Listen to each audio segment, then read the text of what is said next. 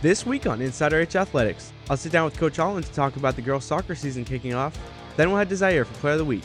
After that, Finn will fill us in on this week's Player Spotlight, and last but not least, we'll head to Daniel for Region Roundup. All that and more on this week's edition of InsideRHAthletics.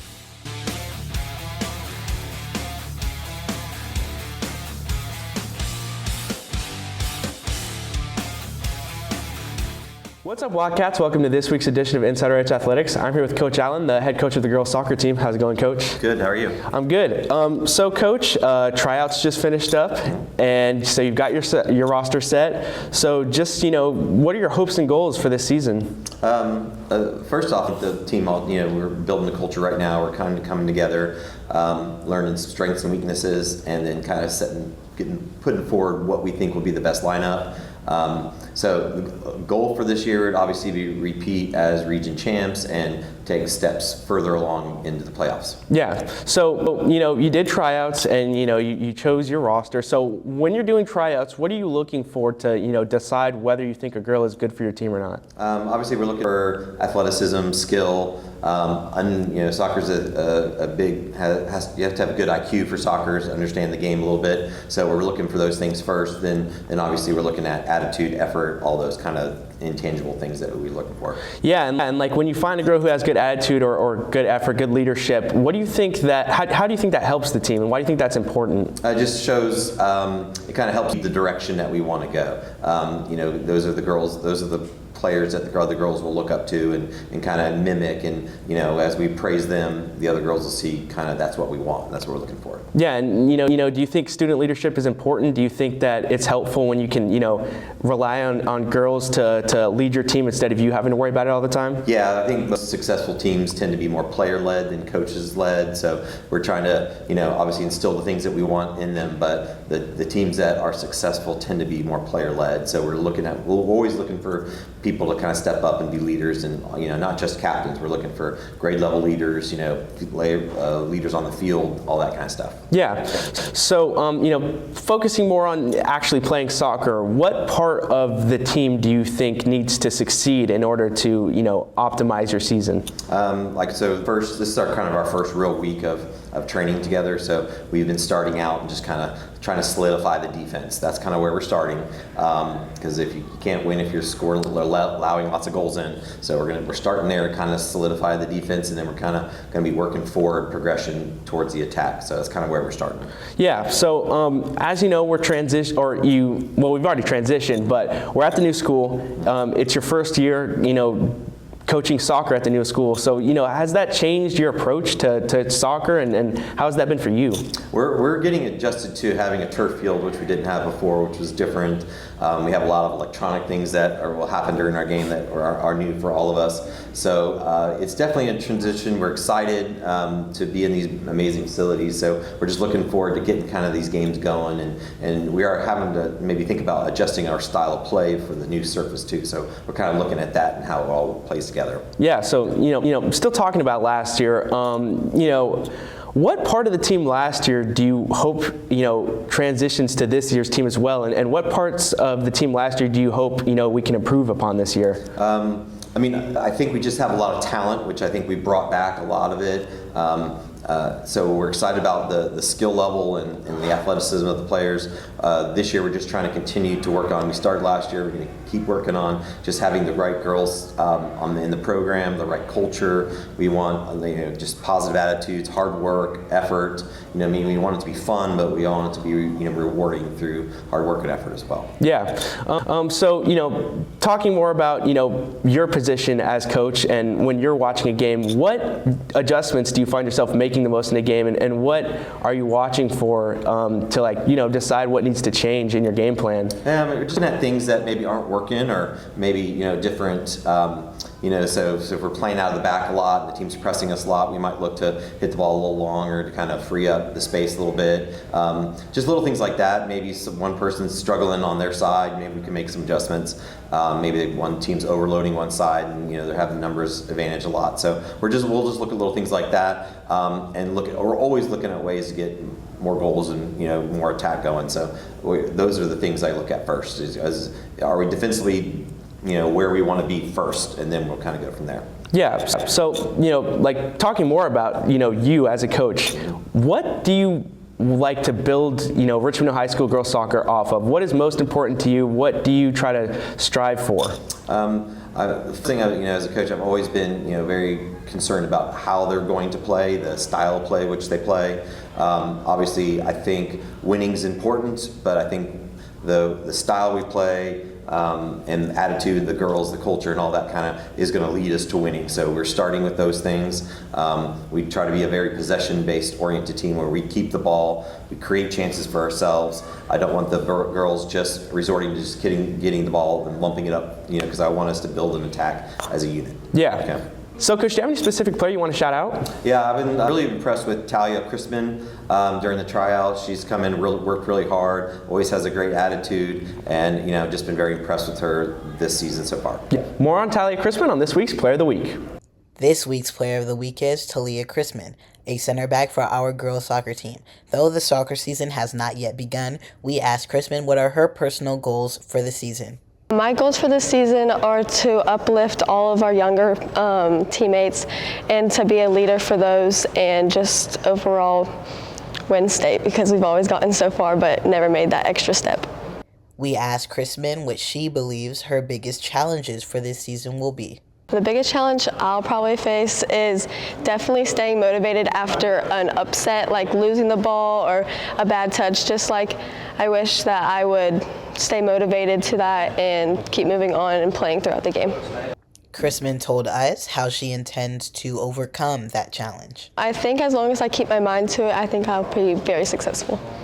Crispin told us what she loves about her sport.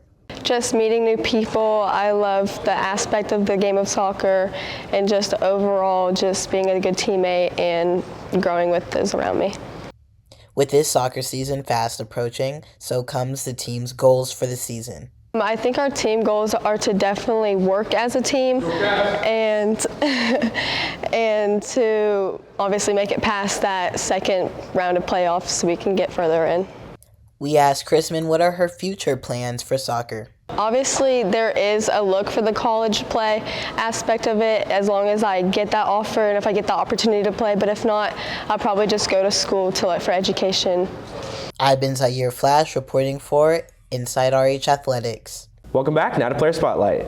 This week's Player Spotlight is junior Bristol Mahan, a point guard for the Richmond Hill girls basketball team. Bristol has been playing the game since 4th grade and brings energy and effort to the courts every time she plays. I fell in love with basketball because I really loved the quick pace of the game. After moving from California to Richmond Hill, Bristol stepped into a bigger, more competitive basketball environment and quickly found her place with her new team. Moving from California to Richmond Hill has been a really good experience. I really like playing for the school, and I love my new teammates and my coach. This season has brought new challenges and growth, helping Bristol develop her game and confidence as a point guard. I think this season's gone pretty good. There were definitely a lot of new experiences and new opportunities that have allowed me to grow and just progress in my personal game. After missing time due to a knee injury, returning to the court gave Bristol a new appearance for the game.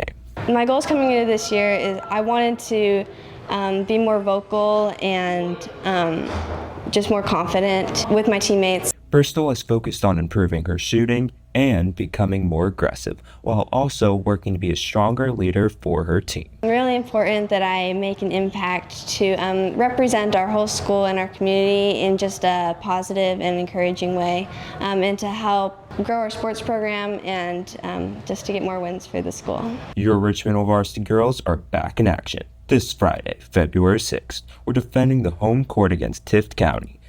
Reporting for InsideRHAthletics, I'm Finn Bursley. Welcome back. Now we'll head to Region Roundup after the break.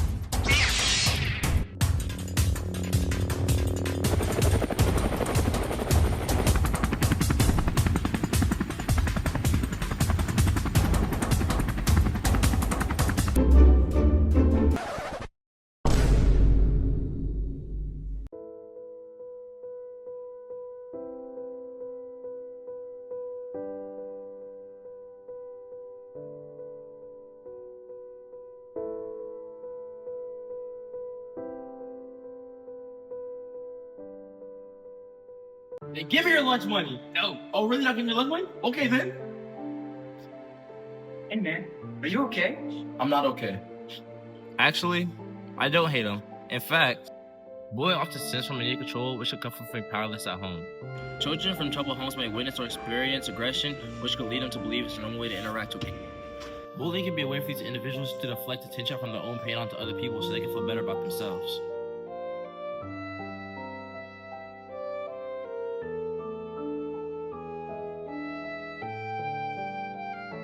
Welcome back, now to Region Roundup. Hey Wildcats, I'm Daniel Les Lopez here with the Region Roundup for this week. Let's get straight into it.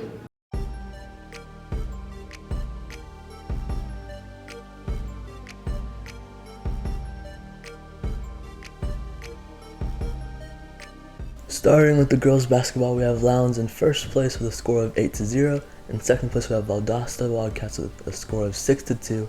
And in third place, we have Cannon County with a score of 5-3. Tift County in fourth place with a score of 3-5. Colquitt County in fifth place with a score of 2-6. And Richmond Hill in last place with a score of 0-8. Now for the boys basketball, we have Lowndes in first place with a score of 7-1. Camden County in second place with a score of 4-4. Third place, Valdosta, also with a score of 4-4. Colquitt in fourth place with a score of 4-4 as well. Tift County in fifth place with a score of 3-5. And Richmond Hill in last place with a score of 2-6. Alright, that's all I have for you today. See you next week.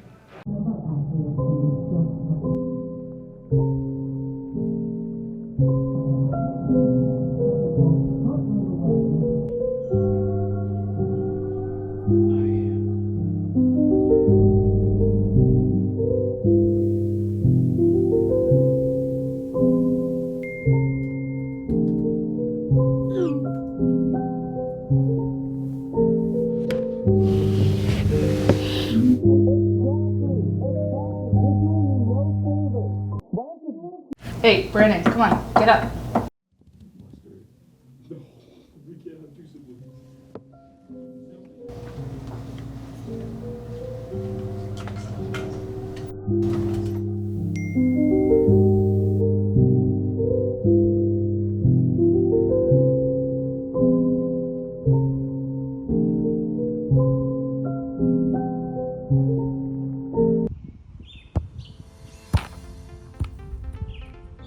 Man, I love spending time out here at this awesome park off my phone.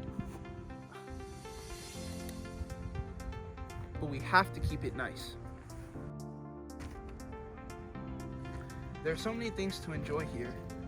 From tennis to football to just a simple walk around the water. But in order to enjoy it, we have to maintain our spaces. Unlike these guys. Did you know that vandalism hurts our own community? What's vandalism? Vandalism is the deliberate destruction of property, including graffiti. If you are caught committing this felony, you can be arrested, serve time in jail, or be fined. I don't know about you, but destroying something in a park is not worth destroying my future.